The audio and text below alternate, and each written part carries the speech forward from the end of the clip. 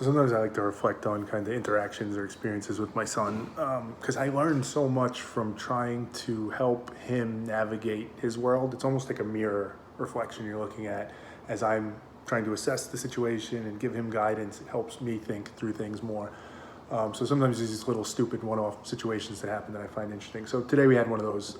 So it's July, as you know, it's summertime. I live in New York, super hot. You know, it's regularly 85 plus degrees, and my son goes to summer camp. So when he was getting dressed this morning, he decided he wanted to wear jeans and boots. And you know how mornings are if you're a parent, or even if you're not. Mornings can always be hectic, but getting him ready for camp and work and everything else that's going on, feeding the animals, it can be a little stressful. So when he first said it, my initial reaction was like, dude, get out of here. Like, you can't wear boots and jeans. It's summertime. Like, that's crazy. And there was a strong case in my mind to just, that's it. Like, cut it off, shut it down. It doesn't make sense. You're not doing it. We're not wasting our time talking about that. There's too much going on, that whole thing. And naturally, as a kid, his reaction, because he's seeing, and this is hard to remember, but he's seeing the world from a totally different perspective. He doesn't know about work and stress and dinner and feeding the animals and all that stuff. His world is simpler. Not to mention, he doesn't have the same assumptions and preconceived notions that we have. So to him, he's also genuinely curious. Like, why can't I do that? What's the problem? Why is it that big of a deal? There's all these things that in my mind are registering to say, well, here's why, right? I got too much other stuff going on. It's too hot. It's stupid. You're not doing it.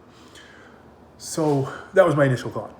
But I stopped myself, right? Probably because I make these videos and I do focus so much time on thinking about stuff, which has its pros and cons. But one of the pros is in opportunities like that, in moments like that, it allows me to stop myself.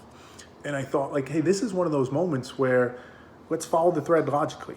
Like, why can't he wear jeans and boots? And there's a very, very like literal thread, which is like, it's too hot outside. He'll be too hot. But okay, like, and then what? So he's too hot.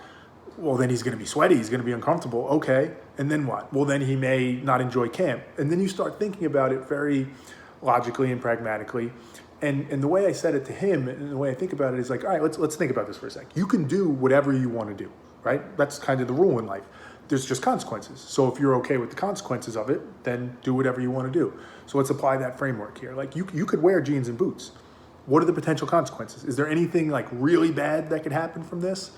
And that helps put things in perspective. And again, as much as me is for him, because in his mind it was totally fine, but it helps to think about what's the worst case scenario here? What am I so afraid of that he can't go out wearing that, in July? And again, it's like, well, he might get hot, he might be uncomfortable. Okay, is there a solution to that? Like, is that big of a deal, A? And B, is there something we can do about that, right? Okay, you can pack a change of clothes. And then if you need to, again, it's a little bit of a hassle. You're gonna have to get changed at camp. You're gonna have to carry some extra stuff. But it puts it into perspective so that you can be more objective as you actually assess it. That's why I love thinking about things in mathematical terms. I say that often because there's such clarity in that. 2 equals 2 equals 2 equals 2. Like, we know what 2 means. We know what it is. In this case, this idea of like, well, you can't wear jeans and boots because something bad's gonna happen. What's the value of that bad thing? How bad is it actually? And it forces you to be more objective and honest about that and realize, like, slight discomfort of maybe being hot, inconvenience of having to carry some extra clothes and maybe have to change at camp, but none of that is actually that bad. So why am I actually telling him no and shutting this down? Then you go to the last piece of this, which I think is the icing on top, or the kicker, nail in the coffin, whatever cliche you want to use, which makes it an obvious thing to do is, let's say it does go bad. Let's say he gets to camp, and this actually did happen as we were walking to camp because he did wear jeans and boots.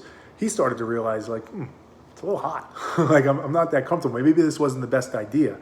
Now, there's a reaction in me that wants to kick in and say, told you so, see, and get angry.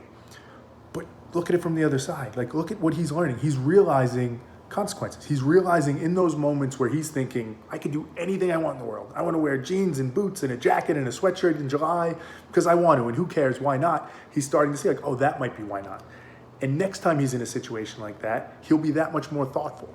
Right? The game isn't to say you want to squash his creativity and his ambition and his passion for life. You just want him to be thoughtful. It gets back to that objective word. Just think about it objectively and as honestly as you can. And it's very easy for a kid to see everything in the world as simple and easy and fun and be shocked and thrown off when things go wrong.